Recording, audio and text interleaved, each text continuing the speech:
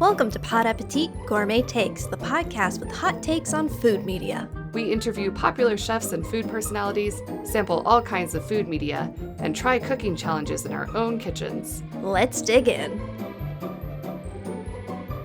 Welcome to another exciting Reddit talk here on r/food. My name is Justine.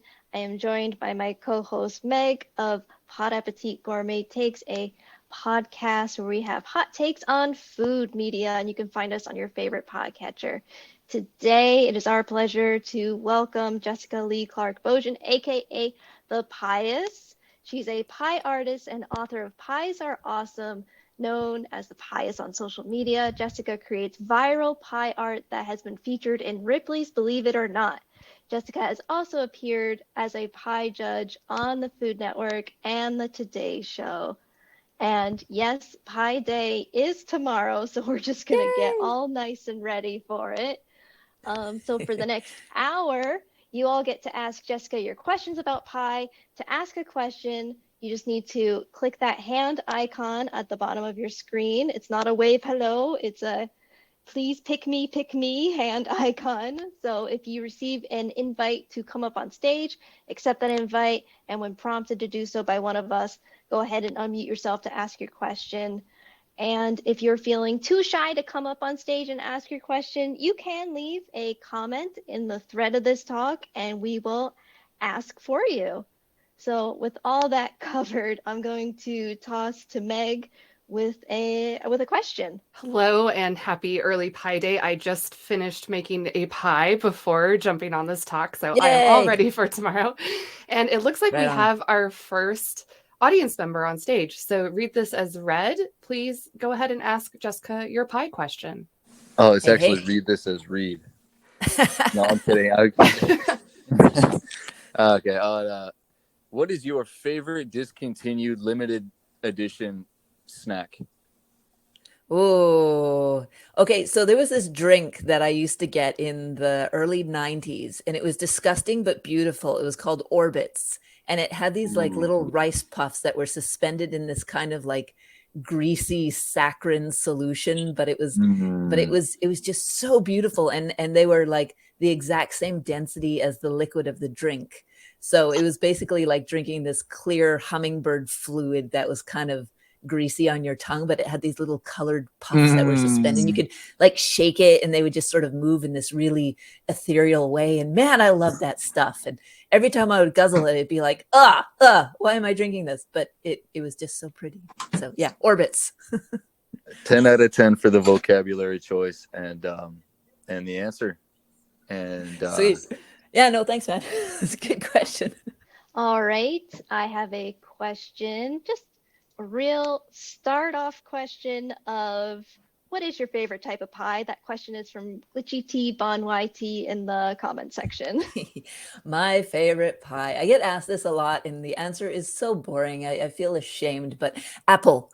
My favorite pie is apple. I make so many pies in my house that I just have to eat myself, because a lot of my clients, they don't want the actual pie. They just want the image of the pie or the video of the pie. So I end up eating them because my family, there's only so many pies they can eat. So it ends up being like breakfast or whatever. So I'll make them with no sugar in the filling. And it's just like a nice flaky pastry crust with apples and spices in the filling. And it's kind of like a zero sugar Danish or turnover. It's like a really good breakfast food, because I'm usually baking it like 3 a.m, and then I have the leftover pie for breakfast in the morning. So yeah, that's my absolute favorite. But I try to get mix it up a little bit with some fancier spices and maybe blending some different kinds of apples and things like that. I went to an apple festival here last fall that had 200 different varieties of apple for sale, and that was pretty cool. So yeah, the humble apple pie, but I try to spiff it up a little. You can never go wrong with the classics, I always say. So as we mentioned at the top, it is Pie Day tomorrow, and we know you're a big fan of Pie Day.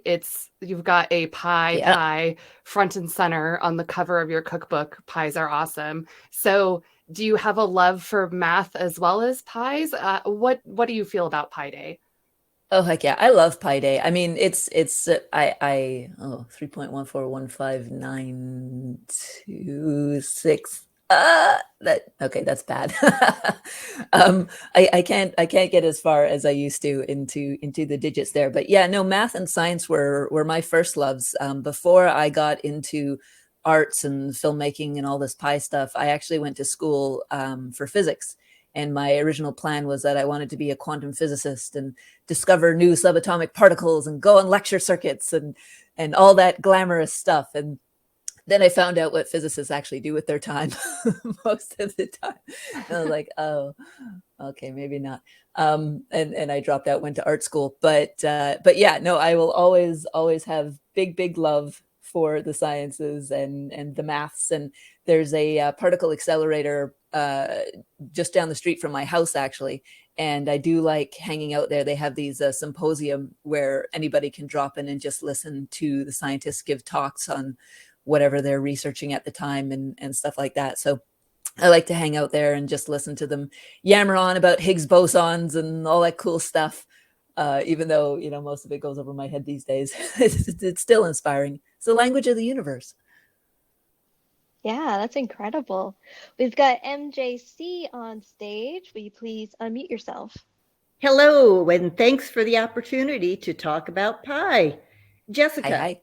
Question. I am going to make a lemon meringue pie tomorrow for Pie Day. Okay. Any hints or suggestions so it doesn't turn out to be a failure? Well, first of all, there's no such thing as failed pie. They always taste delicious anyway, even if they end up a little bit fugly looking. So don't sweat it too much. But speaking of sweating, don't put your meringue in the fridge because it will sweat. But if you have to put it in the fridge anyway, and it does sweat anyway, it's not the end of the world. You can just lightly damp off those little sweat beads that form on your meringue in the fridge. Another tip when you're putting meringue over the top of your pie is to make sure you're covering the edges all the way to form a little seal around the edge. Because when the meringue shrinks, and it does shrink in a little bit, if it's not going all the way to the edges, it's going to shrink in more and absorb more of the moisture from the lemon filling underneath it. But all of these things are just fussy pants, like aesthetic issues. At the end of the day, if your meringue is a little bit loose or runny or a little bit burnt or whatever, it's still going to taste awesome. And still, people are going to be thrilled that you made a lemon meringue pie for them. So have fun. Thank you so much. You're welcome. Thanks for the question, Mom. Big round of applause to my mom up there. Awesome. So while we're waiting for folks to join us up here on the stage, I have a question. Your pie for The Last of Us, your strawberry pie, recently went very viral, including here on Reddit, and also the stars of that episode. Oh, sorry, go ahead. No, I was just saying, yeah. Yeah, all big Reddit fans here. But the stars of that particular episode, Nick Offerman and Murray Bartlett, also left glowing comments about your wonderful pie. So I know this isn't the first time that you've been in the spotlight for one of your pie creations, but what is that experience like? Are you super happy when celebrities chime in, or are you like, oh no, they saw my pie interpretation of them? It's always a lot of fun when the pies go viral. That's happened about, I don't know, a dozen times or so now over the past couple of years. And you get this sort of little blip of, friends and relatives going like, hey, I saw your thing on whatever, on the Today Show or whatever. And, it's a fun week. But it is a lot of work when that happens, I guess, because I try really, really hard to respond to every comment and question that people leave for me. At the very least, every question. And when you get, a couple million views on a pie all of a sudden within a short period of time, you get inundated with people, sending you nice comments and well wishes, and the odd hate mail here and there too. I don't respond to those ones though, but and questions, and so it basically means you're spending the next 48 hours responding to people and answering questions and stuff like that. So it's always a busy little time, but it's nice because this last time around it was particularly nice experience with the two actors chiming in and saying nice things about the pie, and the showrunner as well sent me a nice message, and that was really lovely. That, you know, not only are they seeing the pie and getting a kick out of it, but they actually appreciate that. Neil Gaiman sent me a message over one of the pies I did for Sandman as well, and that was like, oh my god, I love you. Can we be best friends now? But yeah, that never happens. That's awesome. Yeah.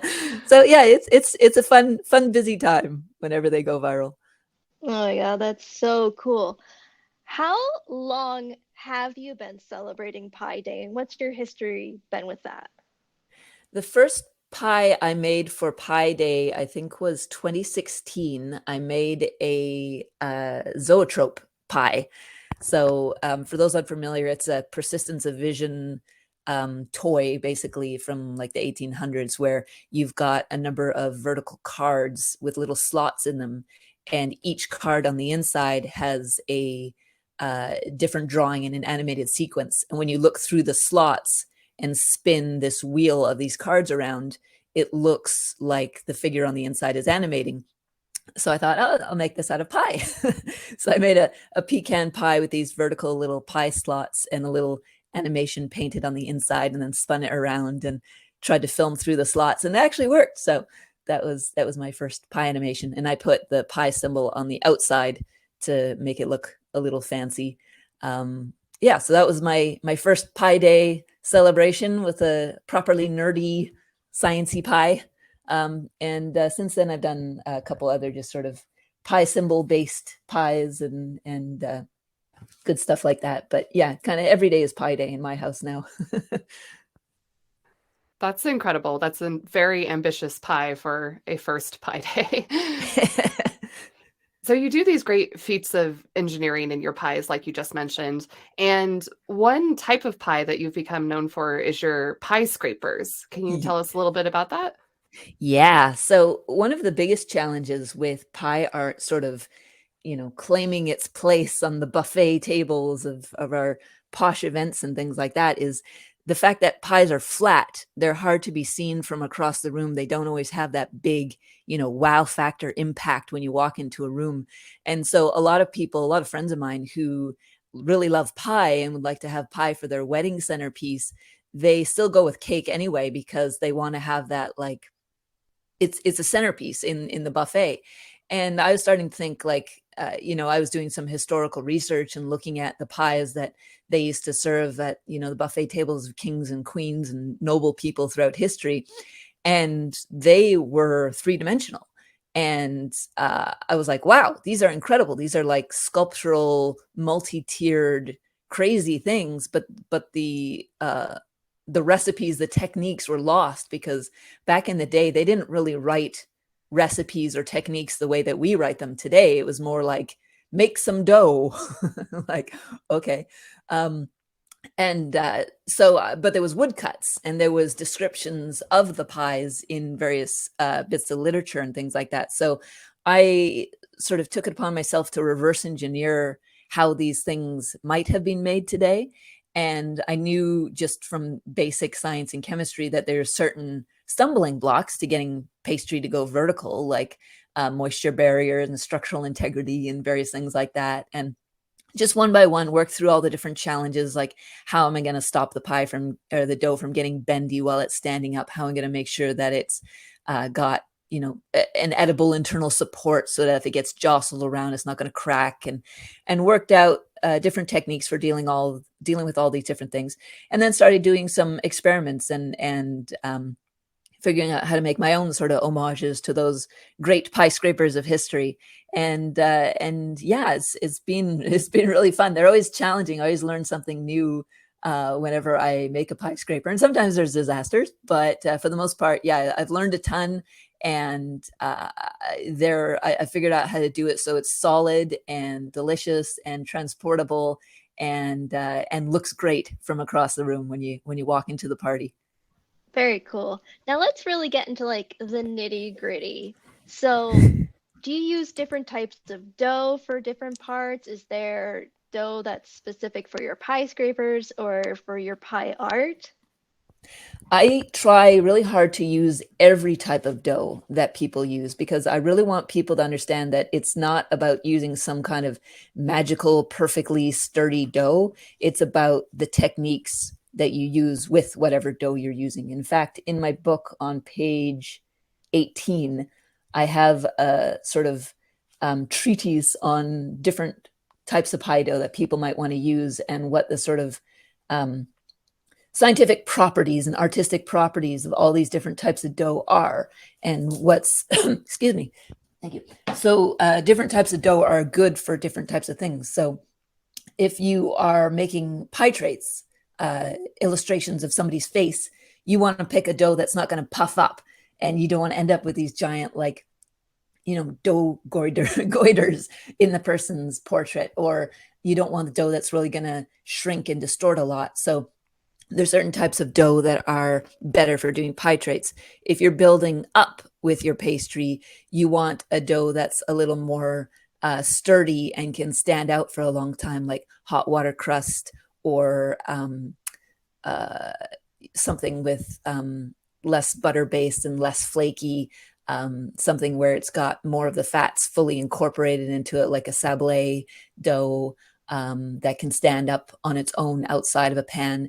If you're working on something that you just want to be delicious and melt in your mouth, buttery goodness, then you might be looking at using a rough puff pastry or a full-on puff pastry or whatever your grandma's favorite recipe is. But then you have to be mindful of how that's going to puff and distort in the oven, and choose the decorations that correspond with that. So it all depends on what the most important variable is, and then sort of backing it out and picking the rest of the design to go with that.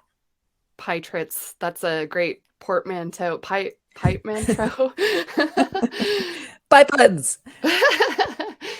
So you answered a question in the written comments earlier before the talk started. This question was from a user called Substantial Carrots, but I thought it was a good question and I really liked your answer. So I thought it might be good to expound on that a little bit more here.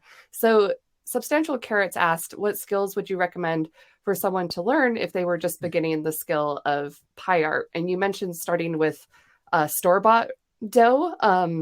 Yeah, could you talk us through that a little bit? Yeah, for sure. I mean, people tend to have really strong feelings about the dough that they use for pie baking, and the techniques that they use and things like that. And I feel that any pie is good pie. I'm not a pie snob. If somebody wants to use a store-bought crust to make a pie for their friends, I'm like, go for it, man, because all pie is good pie.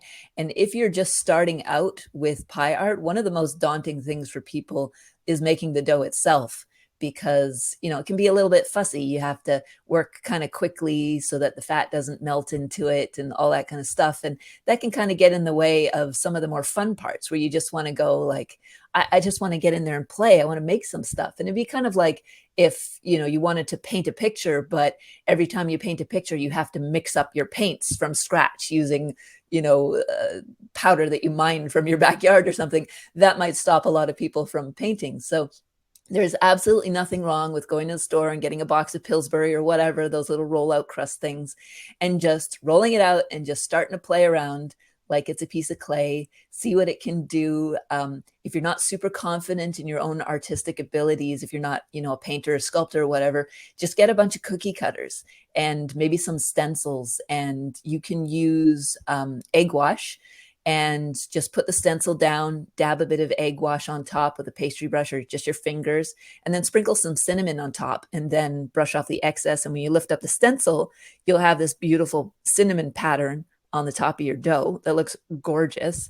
And when it bakes, it'll totally lock in. You won't have to worry about any loose powder flying around, and it'll taste delicious.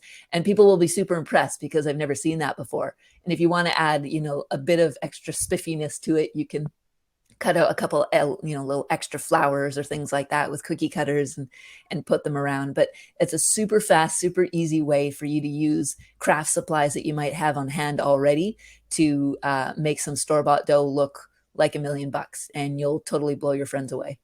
Now, Jessica, do you have a favorite design that you've ever done, or was it one of the few that you've already talked about with us today? I have a couple of favorites. I have like a one for me, four for them kind of philosophy when it comes to doing my pie art, and that means that I've got pies that I do for clients, and they pick the subject matter, and I have pies that I do to celebrate things in pop culture that are popular at the moment. But every now and then, I'll try to sneak in one that's something that I really care about, and that maybe other people won't know about it all or won't care about it all. But I know it'll make me happy. And a couple of these, what's really beautiful is when one of the one for me pies happens to also strike a chord with other people out in the audience. And I've had a couple where that sort of magical confluence happened, one of which was my dark crystal pie. I love dark crystal. I love Jim Henson. It's a dream to work with the Henson Company one day. So if they're out there listening, I want to work with Jim Henson's company. But yeah, I did a pie of a Skeksis and a Gelfling sort of facing off, and it turned out really well, and I was really happy with it. And people like that one too.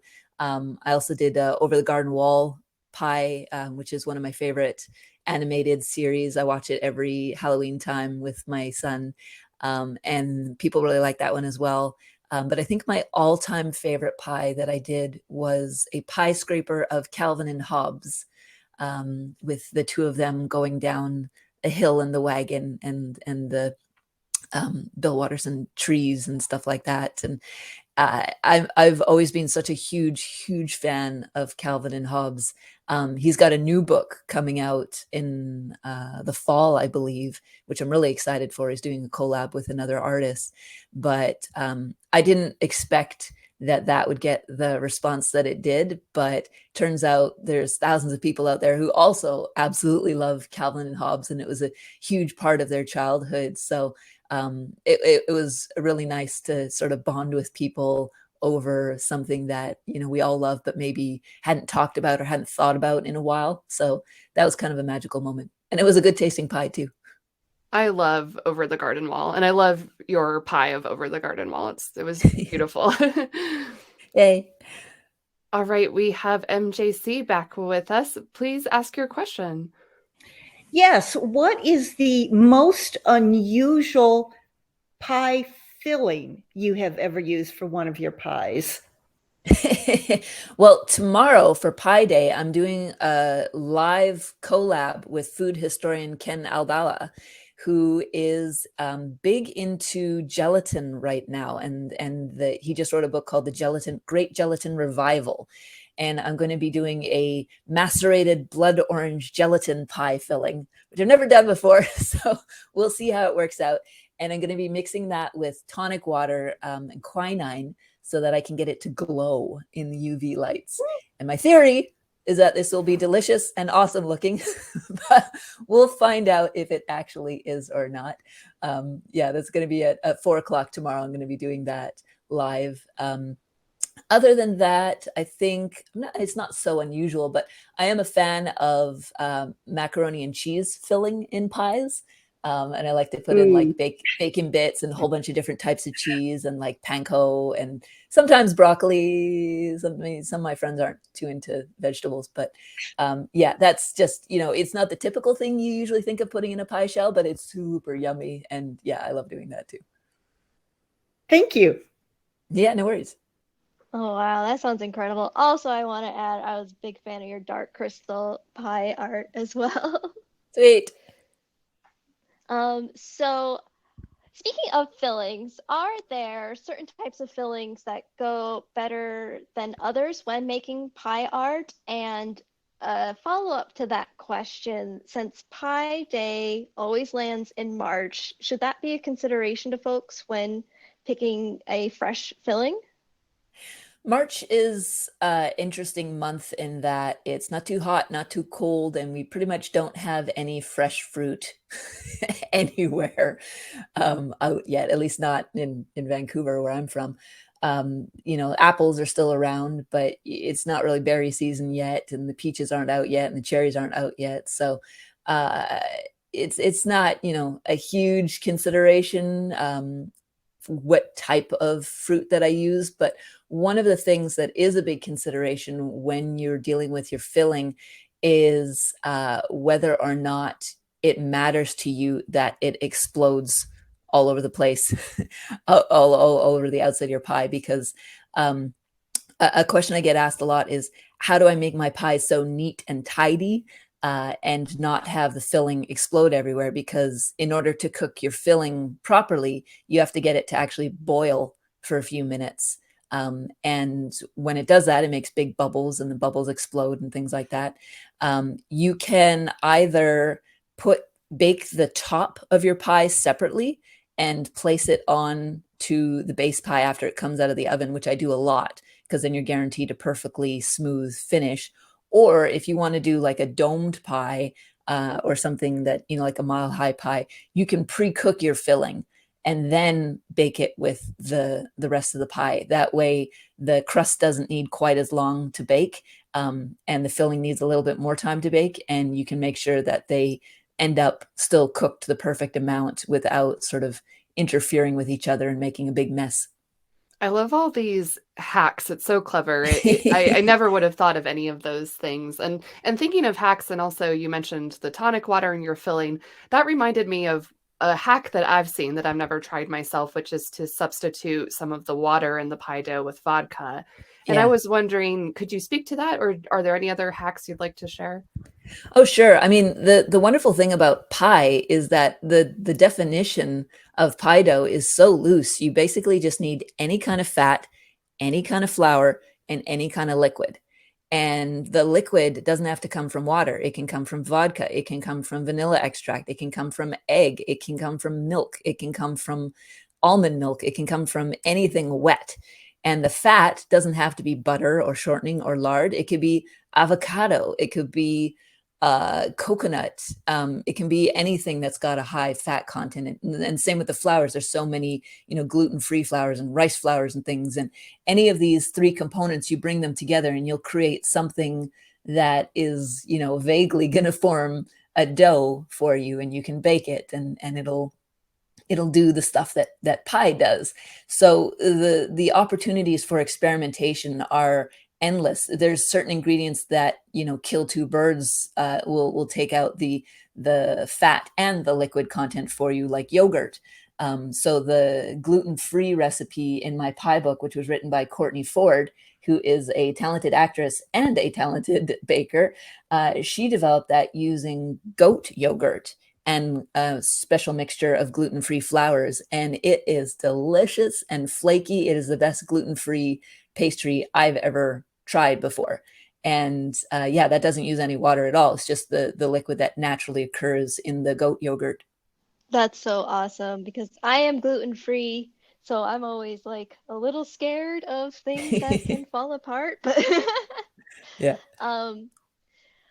What would you say to folks who want to celebrate Pie Day tomorrow but don't want to bake a whole pie? Bake a little tiny pie. I totally understand. Like if you just you or you and another person and you don't want to have this massive pie, you want to do something dirt simple. I would go to the store and buy some little tarts, or like buy a little pie from the store, and then get a box of rollout crust and just make some flat decorations and put them on top. And you can glue them on with lots of different types of edible adhesives. You can use marshmallow, you can use chocolate, you can use icing, you can use sugar or caramel or whatever you want. But my first book that I self-published before this big book was called Pie Modding. And it was actually a book that was entirely dedicated to how to turn store-bought pies into really cool pie art for people who are too lazy or pressed for time to want to bake something from scratch. So yeah, there's a ton of ways that you can zhuzh up store-bought stuff and make it nerdy and cool for Pie Day. I think that's great. I feel like the barrier to entry for pie always seems a little bit higher than cakes or cookies or what have you. And so speaking of your first book, and pies are awesome, do you have any plans for another cookbook? Or if not, what are your plans for the future of the Pieous? I'm not going to be. I feel like I said a lot in Pies Are Awesome, which is not quite a year old now, but I have lots of ideas for other books, but they're going to wait for a little bit because my main focus right now, and that I've been getting asked a lot, is on the product front and the classes front. So I'm going to be looking at developing a masterclass series in the coming months. To make it easier for people to learn, learn along with me and sort of get a chance to interact with people a little more and address the things that they've been asking for specifically, and also developing a number of different tools.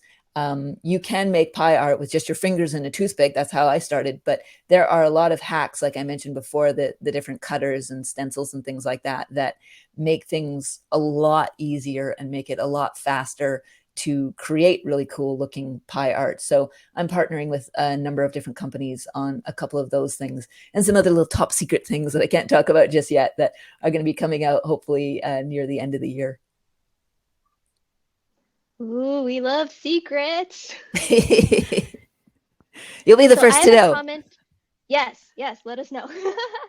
So I have a comment here from JS3427 who asks, so boil the filling first, then add? Newbie here. Please explain. Yes. Okay. So if you have a filling like, let's say it's a blueberry filling or a cherry filling or something that you know is going to make a lot of bubbles and explode a lot, just put it on your stove in a saucepan and get it to a boiling point so that you start to see little bubbles form. Excuse me. And then take it off of the heat and let it fully cool. If you are using fresh berries and there's a lot of liquid still left in it, you can strain it. But then once you've got it fully cool, then you can add it to your crust and then bake as you usually would. Perfect. Okay, so since we are talking, I assume, to a lot of folks who want tips for making pies, and you've already provided so many great tips for beginners, do you have like a number one tip, or if you follow this one rule, this will be the best way to have a successful pie? If you want to do pie art, my number one tip is to bake the top design separate from the base pie. So make it on a cookie sheet, like just get a piece of parchment paper, put it on a cookie sheet, and then bake your base pie as just an open pie. You know, line your pie pan and then put your filling in and then bake your base pie however you normally do. And then bake your top crust on the baking sheet. Generally speaking, your base pie, depending on your filling, will take about 50 minutes to bake at about 400 degrees Fahrenheit. And generally speaking, your top crust will take about 14 minutes to bake at 400 degrees on a baking sheet. And then you want to put a cold top design onto a hot base pie. And the heat from the filling fuses the top together. And then when you go to slice it, it's as if they were always baked together, but you don't have to worry about the top getting burned or the bottom being underbaked or filling exploding everywhere or whatever. Everything gets to bake the exact right amount of time that it wants to, and everything looks pretty and pristine at the end, and no one will ever know that there's a secret little seam around the edges, because if any of you have tried to wash a pie pan, you know that stuff, that filling turns into like rubber cement. That's glue. It's not going anywhere as soon as it dries. So yeah, that's my number one big secret for making pretty pie art. Now, mentioning that you are Canadian, I also have relatives who are Canadian, and for Christmas, they always made Canadian meat pies. Is this something that you're familiar with and is in your family as well? Do you mean mincemeat pies or like actual meat pies? Actual meat pies. I'm gonna butcher the name. It's tourtière. Oh, tourtières. Yeah. So I mean, I'm not. My particular family didn't make those, but yeah, I think it's. I mean, it's a French and British, European savory pie thing, which I guess is a little more common in Canada. We've got more of the Euro sort of heritage still hanging on as a Commonwealth country. but yeah, that's a popular holiday type of thing. I think more traditional in my neck of the woods is the butter tarts and mincemeat pies, which don't have any meat in them. They're basically just raisin and different minced fruits that, a lot of people have a love-hate relationship with them. They're a bit of an acquired taste, but yeah, they're definitely holiday traditions. So speaking of holidays, Thanksgiving here in the States is obviously the pie holiday. Yeah. So since you are Canadian, you already said every day is Pie Day for you, but is there a particular holiday where you really get to show off your pie skills? It's funny you mentioned Thanksgiving. Like because we're so connected to American culture, even we have Thanksgiving in early October, but because America is like, our TV is American and our games are American, all this stuff, American Thanksgiving has become almost a de facto Canadian holiday as well. It's like the start of Christmas time is American Thanksgiving. So we tend to eat pie on American Thanksgiving as well. I think people just want the excuse to eat pie. And that's always the busiest time of year for me. November is like crazy pie month, because so many of the people that hire me to do pies for them are Americans. But yeah, the October 10th-ish is Canadian Thanksgiving, and we usually do pumpkin pie here on Thanksgiving as well. Sometimes pecan. Christmas is another big pie holiday for us here, and then of course Pie Day. And then throughout the summer, weddings are becoming increasingly popular for pies, and whatever is being harvested at the time. You go through peach season, and then cherry season, and then all the berries and stuff like that. And there's always pie festivals associated with each of the different harvest fruits that come out. So yeah, it's pretty much like a continuous. I'd say maybe January and February are a little quieter usually, although for me this year it didn't work out that way. There's still Valentine's Day pies, but yeah, it pretty much keeps going and going and going. After Pie Day's over, I'll have a little bit of a lull to get some more long-term work done, because April and May aren't quite as big before the wedding stuff kicks in again. But yeah, it's kind of always pie time. Always pie time in your house. Firstly, I have a comment here from someone in the audience, Summer Claw, who said, just want to say that I've been following her for years on Reddit, and I recently joined on Instagram, and she's amazing, beautiful, personable, so talented. Oh. Always makes my day watching her art. Pieous. So I have a follow-up question. That's so sweet. Thank you. So you're just talking about trends. So what are like the latest pie trends, like the wedding pie you mentioned? Latest pie trends. So gosh, I should have a better ready answer for this question. I think that pie art generically is a trend, and people starting to use color and pigment on their pies and starting to be a little more sculptural with their pies. In general, I'm just seeing more people choosing to be more adventurous with pies in general, which is wonderful to see. There's not like a really big, everyone's doing this thing with pies right now, like you often see with, you'll go through little fads with the cake and cookie stuff a little more so. But yeah, I think just people getting a little more ambitious about adding color to pies is something I've been seeing a lot in the past couple of months. Colorful pies. All right. MJC is back. Third time's a charm. Hello, this time it's Mr. MJC. Hello. Hi, and I have a philosophical question for Jessica. Ooh. Can pizza really be called pie? Is pizza pie? Is quiche a pie? Okay. I think, people get really heated about these things. Is cheesecake a pie? There was even like historical fights about the definition of pie. Does it have to have a lid? Does it have to have, I've had some people like mansplaining things to me on, saying that technically that's a tart because you've got more filling showing on top. I'm like, oh my God. Um, I think that, anything that's got a crust and has a filling, you can make a case for it being a pie. I'm not going to it's right in the word, right? Pizza pie. So, Fair enough. depending on your historical or cultural background, you're going to have, the words are going to have slightly different connotation. I'm of the open camp, like everything is pie, more the merrier. Come on, yeah, sure, right on. And other people are a lot more, exclusive. Like it's not a pie unless it has a lid that's fully formed and sealed around the edges or what have you. But as long as the discussion is civil and as long as it ends with people actually eating the pie, then it's all good. I like the egalitarian approach. Thank you. No worries. So your Instagram page is gorgeous and beautiful and thank you. wonderfully curated.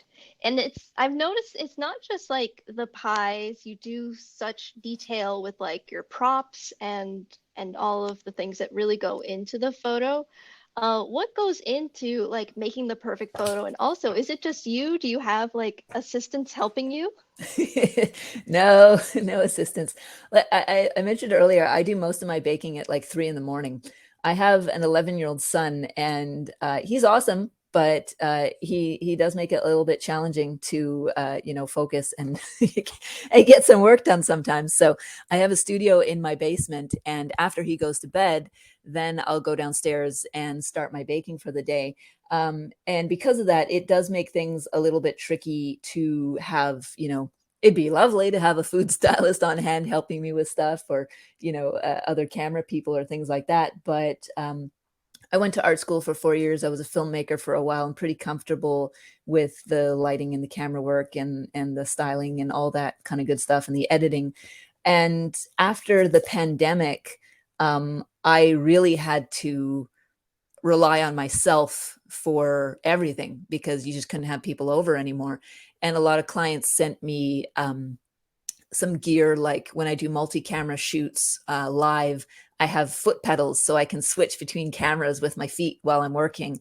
I just have everything that I need down there. And once you're forced to learn how to do it and you get really fast at it, you're kind of like, well, I might as well just keep doing this because it's working out pretty nicely. Though I will say that as my son gets a bit older, he is getting a bit roped into some of the sous chef stuff. I'll get him to help me clean up the dishes afterwards, or help with prepping the fruit or things like that. And he gets a kick out of that. And it hasn't occurred to him to demand payment for that yet. So I'm taking advantage of the slave labor while I can. Yeah, gotta use family as labor in the kitchen while you can. Yeah. So you've mentioned throughout this talk that you do a lot of work for clients. And I believe I remember you said in an interview at one point that sometimes you get kind of odd requests, like someone might want a portrait of themselves with a celebrity, with like a big old heart or something like that. What would you say is the oddest request you've received? Most of my clients are corporations. I can't remember the last time I did something for an individual person. But I think the oddest request I ever got was from Marvel Studios, who wanted, I'm actually doing another pie for them tomorrow for Pie Day. So keep an eye out for that. I'm posting that one at 9 a.m. But yeah, the oddest request from Marvel was a couple of years back. They wanted me to film in their own studio in New York, and to have a pie sort of already have it done at a couple different stages. So they flew me out and put me up in a hotel suite that had an oven and a kitchen. It was like super swanky in the middle of Midtown. I'm like, holy crap. And it was just there for like a day and a half. And, I'm I didn't have time to sightsee or anything like that. And I'm in this hotel room at like 3 a.m. baking and looking out the window at the Chrysler building and thinking my life is very strange. And then the next day, brought it over to their studios, and I had created an edible napalm concoction because they wanted it to be a ghostwriter pie that we could light on fire, and edible fire. And they wanted to have a big, like, boom, fireball moment when we lit lit the, the pie on fire, kind of like a baked Alaska in pie form. And that was pretty surreal, just walking down the street with this pie and my edible napalm accelerant and going through their studios and looking at all the cool sculptures and statues of my favorite comic characters and stuff. And then fortunately not burning their studios down. We did have a fire extinguisher handy, but yeah, that was a surreal moment. That's incredible. Like the Hulk. Yeah. Well, you just mentioned Marvel, and I know you've got some secrets you can't tell about upcoming things, but is there any sort of pie in the sky collab that you would just love to throw out there? Like, what would you want to do? Oh gosh. I mentioned Jim Henson, Henson Company earlier. I would love to do anything involving them. I grew up with the Muppets and Fraggle Rock and Sesame Street and everything, and I've always been, a true believer. Anytime a new Henson project comes out, I'm first in line to check that out. In terms of celebrities that I would love to make a pie trait for, Nathan Fillion. I'm a huge Firefly fan, and I love Nathan Fillion, and I would love to do a pie of him one day and hope that he would actually see it and like it and not be horrified. So I got to get around to doing that one of these days. Yeah, I mean, just nerd. There's so much nerd stuff that I'm a huge nerd, and there's all these like, my favorite band is Everything Everything. They're a British band that I finally got to see. They came to Seattle a couple months ago, and I'd love to do a pie for them just to show my appreciation. And they started following me on Instagram a couple months ago. I was like, oh my God.